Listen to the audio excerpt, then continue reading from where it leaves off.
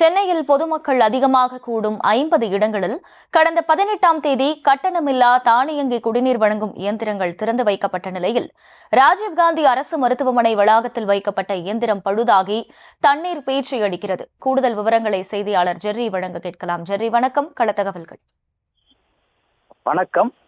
சென்னை குடிநீர் வாரியம் சார்பில் ரூபாய் 6.4 கோடி மதிப்பீட்டில் நிறுவப்பட்டுள்ள 50 கட்டணமில்லா குடிநீர் வழங்கும் தானியங்கி இயந்திரங்கள் பல்வேறு இடங்கள்ல, அதாவது 50 இடங்கள்ல திறந்து வைக்கப்பட்டிருக்கிறது.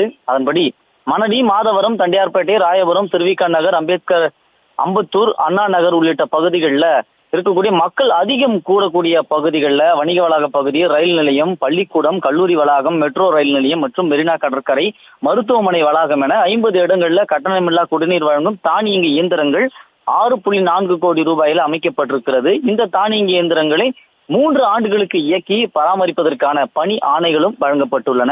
ஆனால் இந்த இயந்திரம் திறந்து வைக்கப்பட்ட 3வது நாளிலேயே குழாய் சேதமடைந்திருப்பது மக்களை அதிருப்திக்குள்ளாகிறது. சென்னை ராஜீவ்காந்தி அரசு மருத்துவமனை வளாகத்தில் உள்ள கட்டணமில்லா திறன்மிகு தானியங்கி குடிநீர் வழங்கும் இயந்திரம் 2 தினங்களுக்கு முன்பு திறந்து வைக்கப்பட்டது. திறந்து வைத்த முதல் நாளே பல்வேறு பகுதிகளில் தண்ணீர் வரவில்லை என குற்றச்சாட்டு எழுந்தது. இந்த நிலையில் தானியங்கி இயந்திரம் திறந்து வைத்த 3வது நாளான இன்று குழாய் சேதமடைந்து அந்த பொத்தானை அழுத்தும் போது தண்ணீர் பிடிக்க வந்தவர்கள் மேலே பீச்சி அடிப்பதனால பொதுமக்கள் அவதிக்குள்ளாகி வருகின்றனர். சரிவர அந்த வாட்டர் பாட்டிலில் அந்த பொத்தானை அடித்து தண்ணீர் பிடிக்க முடியாத ஒரு சூழல் நிலவுவதாலும் இந்த டேப் உடைந்து தண்ணீர் கசிந்து வெளியேறுவதால் அந்த இடம் குளம் போல காட்சியளிக்கிறது.